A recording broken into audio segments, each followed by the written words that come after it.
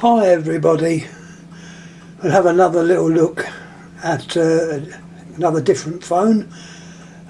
These ones bring back memories. It was in the 1980s that I was working in a telephone exchange. I won't name which one it was.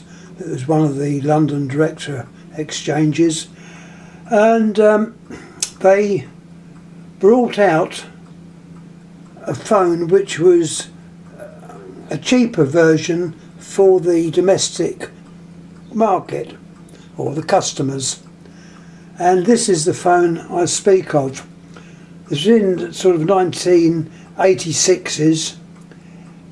Its number is Tele 9701,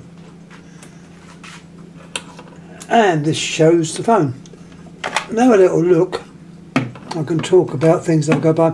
It was intended to be used either as a desk phone or hung on the wall. You'd have in there, if I can show you, an extra little catch or a piece that you'd fit into the two little holes. I don't know if you can just see them there. Two little holes, and the idea of that was to prevent the handset falling off when it was on the wall. Unfortunately, I no longer have that. Well, I never had it, no longer. That is just interesting. It was, as I say, made for a budget price phone. It was under their series they made within BT, or I think it was BT then, or GPO still, called the Inphone, and they brought out several different types of phones, and this is one of them. Looking at the keypad, you've got the standard keypad. The S is for silence, and LR for last number redial. It was digital. As far as BT were concerned, these weren't made with pulse. They were the digital, so as I say, you press 8, you got 8 impulses as if you dialed 8 on a normal dial. Anyhow, these were, it was Telecom. It's a name down there, Telecom, when they used that logo for their name. Turning him over,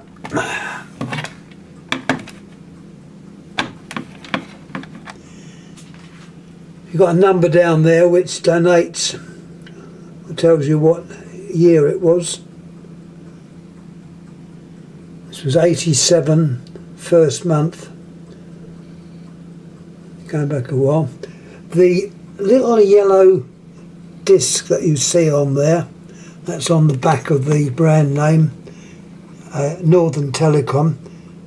These were in fact made by Northern Telecom of Canada, and I think some of them were reassembled or put together in the factory of British Telecoms in Wales.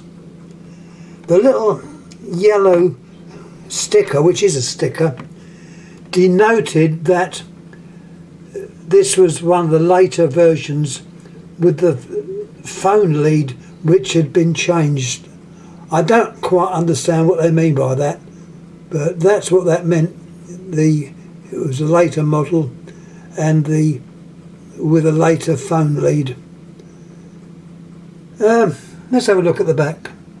There we got the thing here, the designation, NTC Tele 9701. And they got down there, made in EEC. Well, we were in the common market then, at least I think we were. I remember it's the common market.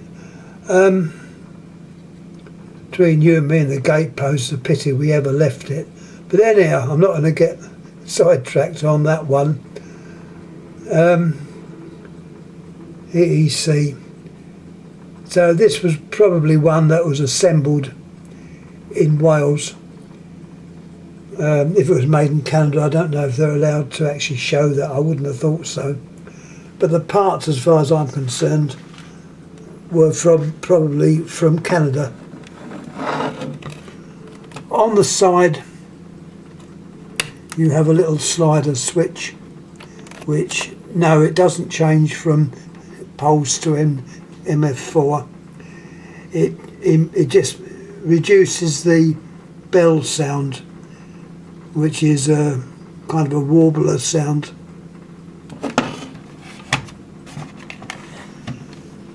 Turning him back, nothing else. You've got a little handle there, if you like, which enabled to be picked up and walked about. The lead on it was quite long, ends in the normal BT type plug. Don't ask me the number of these plugs. I don't know numbers. I'm number blind, unfortunately. Held me back on a lot of things. Let's see what else it's got on there. What have I wrote about it? Yeah, well, interesting to note, I've just said that this one is solely pulse. I noticed on Pinterest there's another one of these. When I say one of these, it's in blue. Blue was one of their colours, but the keypad looked like it was a pulse one, or not a pulse tone. This is pulse. It was a tone one. The S and LR were replaced by the star and crosshatch. So I'm pretty sure it was and also had letters as well. I don't know, but I think it may have been from France. But that certainly was on Pinterest. And another one which I mentioned the other day from Israel, which also has this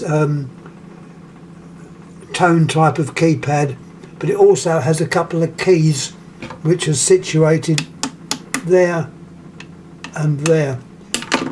I'm just hoping that it will arrive. I've bought it as it's a bit unusual. I tend to pick up the unusual things. I find they're probably more interesting than the standard phones that were made. So that's quite good. I don't think I've got much more to say on this. Waste, for example. Yep, I've got that all down. I'm trying to make sure I haven't missed anything out. Modified. Yeah, I think that's it. Any questions, please ask, and I'll try and get back to it on another talk, which is the easiest way of doing it, actually.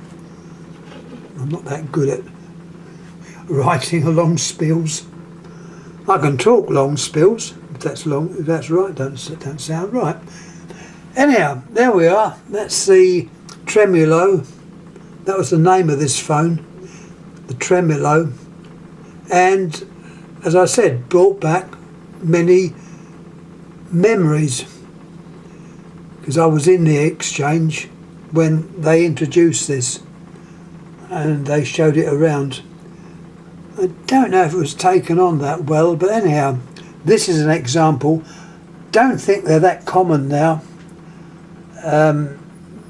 but you know, if they do turn up, grab them, because I think it could be an unusual item for now. And anything in this line is probably better than money in the bank, because these phones seem to be increasing in price all the time. It's just a case of getting in there quickly and getting in there at the right time, and when the right money is being asked. Anyhow, that's all I've got to say. Thanks again for putting up with my ramblings. I do like talking. Sorry that my memory about numbers is not that good. Something that's held me back all my life. I can't even remember dates. I think I can remember when I was born, and I can remember Magna Carta, simply because it happened at 12:15, which was the time we used to have a dinner at school. I think I might remember something about 1066, but any other numbers, forget it. I just don't really understand them. Anyhow, thanks again for watching. Thank you.